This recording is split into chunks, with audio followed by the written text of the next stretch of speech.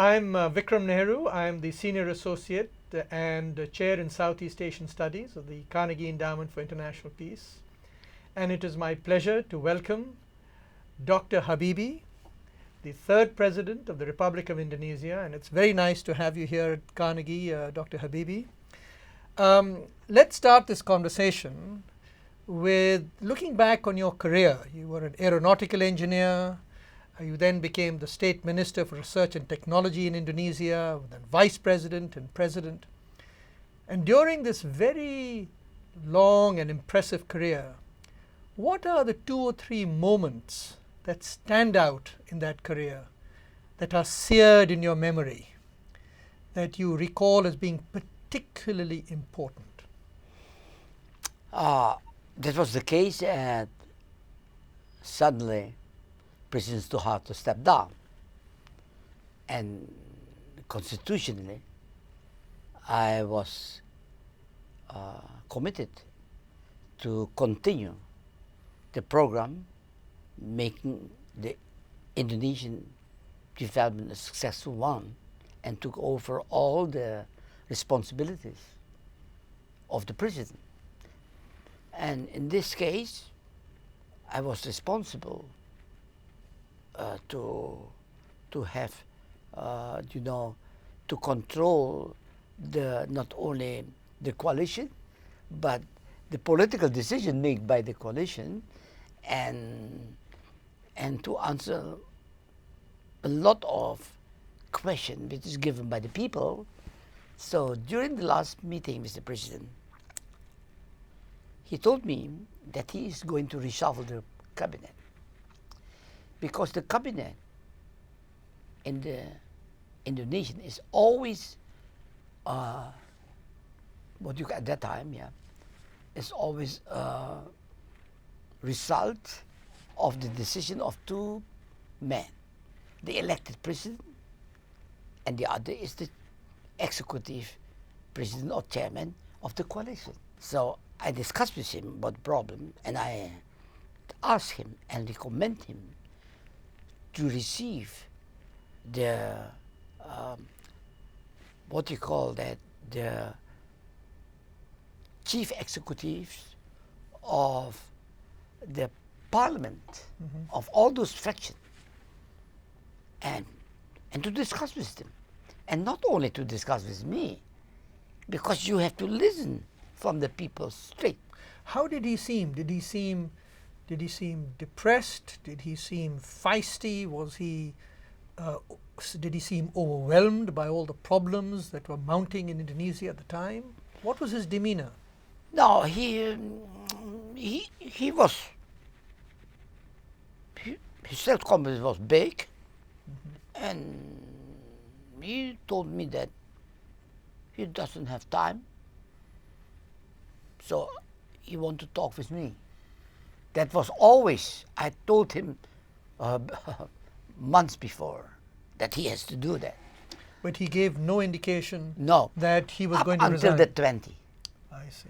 After, because before he make a speech in the television, where in the television he explicitly told the people, look, for me it's not important that I have to be the president. I was already so long president. For me it's important is the stability and to solve the problem. Now the problem is, if I step down, based on the constitution, the vice president whom you have elected have to take over. Now the question is, do you think that the vice president can solve the problem? He put that explicitly, because at that time there were so many demonstrations everywhere in the country. So I was very busy. So I came because I was alone, no vice. I have to make my own decision. Now, And then I went to Suharto, Krutuin, every day. And on that occasion, Mr. President, it's wrong. I've seen your statement. Because in your statement, you asked whether I could solve the problem or not. Yeah, but you forget one thing. I will never be accepted as the vice president if 2 points is not fulfilled. First, I'm committed in the contract with the people that if something happened with the president, I have to take over. That's first. That you confirm. The second is, they ask me, and also you have to sign that. Whether do you think that the candidate who will be elected as the president can first work with you or can solve the problem if something happened with you? Now, so you then became president for a period of well over a year, and it was a remarkable 1.5 period, years. 1.5 years. And it was a remarkable period because you pushed through a large amount of legislation which gave freedom of speech, allowed the formation of trade unions and political parties, and transformed the political atmosphere. And at the same time, you had to deal also with the economic crisis. So this was a very active period. But a lot of your critics said that you did this because of the pressure that was brought upon you by the people on the streets, by your political opponents, and that therefore you did this primarily in order to remain in power. What is your answer to these critics? First, there's no pressure. The pressure what I had, not the pressure of people, the pressure what I have are that the problem accelerated. And the problem is the people who suffer are the majority of the people who are poor. Any decision you make are two kinds, a reversible and irreversible decision. But not only that, any decision that you make has to be done in such a way that you are not adding constraint in the system. Constraint is costly. That means I have to take care that any decision will make a kind of relaxation in the system and make something becoming more predictable. The predictability is the one who will suddenly have their positive impact and sending in the economic.